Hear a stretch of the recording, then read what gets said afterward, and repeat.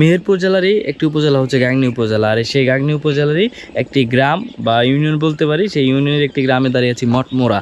আর মঠমোড়ার সামনেই হচ্ছে বামুনদি, যে এরিয়াটাতে সেই বামুনদি। আর এখানে আমি ভিডিওটা অন করার উদ্দেশ্য হচ্ছে, এখানে এই সিজনে বা এই মৌসুমে আপনি যেদিকে তাকাবেন শুধু তামাক পাতা, শুধু তামাক গাছ দেখতে পারবেন, যেটা বাংলাদেশের আর কোথাও হয়তো এত বেশি পরিমাণে তামাক চাষ কখনো কোথাও হয় না। রংপুরের দিকে হয়তো হয়, খাগড়াছড়ি বান্দরবানে হয়। তারপরে যদি মনে করে থাকি সবচেয়ে বেশি যদি তামাক চাষ করে থাকে তাহলে এই কুষ্টিয়ার মানুষ যারা আছে বা কুষ্টিয়ার আশেপাশে যারা, যেমন গাংনী, মেহেরপুর, এরা হচ্ছে এই তামাক পাতাগুলো চাষ করে থাকে। অনেকে হয়তো তামাক পাতা কখনো লাইফে কখনো দেখেন নাই, এমন অনেক ব্যক্তি আছে যারা দেখেন নাই। তো আজকে আমি হচ্ছে তামাক পাতাগুলো দেখাই দিব যে আসলে তামাক পাতাগুলো দেখতে কেমন, আর তামাক পাতা দিয়ে আসলে কি কি কাজ করা হয়।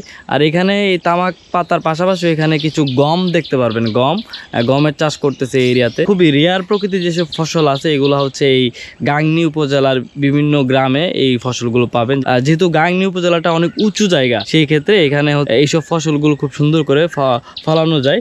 নিচু জায়গাতে এই ফসলগুলো হয় না, পানি জমে এগুলো অনেক সময় নষ্ট হয়ে যেতে পারে। আমি আপনাকে দেখাই যে তামাক গাছগুলো আসলে দেখতে কেমন হয়। এই যে পিছনে দেখতে পাচ্ছেন এগুলো সব হচ্ছে তামাক গাছ। হ্যাঁ, তামাক গাছ। এখানে পুরো বিশাল এরিয়া নিয়ে হচ্ছে তামাক ক্ষেত। আপনি যেদিকে চোখ যাবে সেদিকে হচ্ছে তামাক ক্ষেত। আর এই তামাক ক্ষেতের মাঝখানে কিছু গম দেখতে পারবেন, এটা হচ্ছে ভুট্টা। আর ওই যে ওইদিকে দেখতে পাচ্ছেন এগুলো হচ্ছে সব গম ক্ষেত। ভুট্টা গমের মাঝখানে কিছু জায়গায়। আর এখানে কলা গাছ আছে। এই যে এখানে হচ্ছে এগুলো হচ্ছে গম, এই যে এগুলো হচ্ছে গম চাষ করতেছে এরা। আর এর পাশেই হচ্ছে আবার তামাক। তো আমি একটু ক্লোজলি আপনাদেরকে দেখাই দিই আসলে তামাক পাতাগুলো দেখতে কেমন হয়।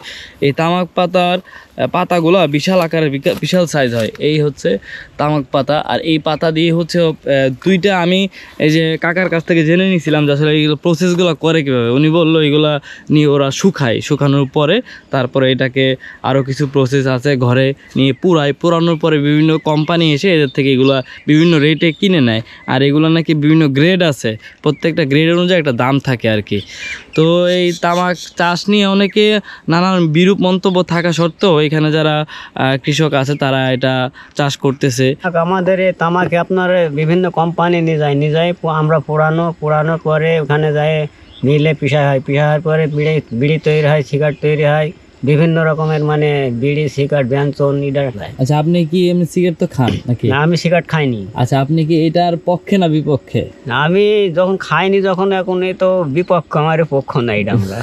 তো আমি যখন এই গাংনী উপজেলাতে কাজের মাঝখানে বিভিন্ন জায়গায়, বিভিন্ন প্রত্যন্ত অঞ্চল, প্রত্যন্ত গ্রামে যাইতে হয়, এর মাঝে হচ্ছে কিছু কিছু জায়গা দেখানোর চেষ্টা করি। আর এই জায়গাটা হচ্ছে মানে বাংলাদেশের একেবারে শেষ প্রান্তে বলতে আমি যেমন ব্রাহ্মণবাড়িয়ার একটা বর্ডার দিয়ে থাকি, ব্রাহ্মণবাড়িয়া যেমন একদিকে একটা বর্ডার আছে, ঠিক হচ্ছে মেহেরপুর জেলার সাথেই হচ্ছে ইন্ডিয়ার বর্ডার রয়েছে।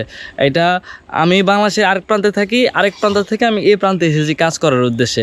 মঠমারি যেখানে আছি এর থেকে আকবপুরের পরেই হচ্ছে একটা ব্রিজ আছে, সেই ব্রিজটা পারে হচ্ছে কুষ্টিয়া জেলা, মানে একটা নদী দিয়ে হচ্ছে এই কুষ্টিয়া জেলাটাকে ভাগ করা হয়েছে আর কি। নদীর ওই পার হচ্ছে কুষ্টিয়া জেলা, আর নদীর এই পার হচ্ছে এই গাংনী উপজেলা বা মেহেরপুর জেলা। আর আগে এই মেহেরপুর জেলাটা হচ্ছে চুয়াডাঙ্গার সাথে সম্ভবত ছিল, চুয়াডাঙ্গা। অনেকে মেহেরপুর জেলা বলে অনেকে চিনে না, কিন্তু পরবর্তীতে এটাকে আলাদা করে জেলা করা হয়। তো আশা করি আমার আজকে এই ভিডিওটি আপনার ভালো লেগেছে। আর এই তামাক পাতা নিয়ে আরও অনেক ভিডিও, হয়তো গাংনীতে আমার একটা শেষ দিন, আমি আবার মাগুরাতে ব্যাক করব। তো মাগুরাতে যেয়ে আপনাদের কিছু ভিডিও দেখার চেষ্টা করব। সবাইকে অসংখ্য ধন্যবাদ।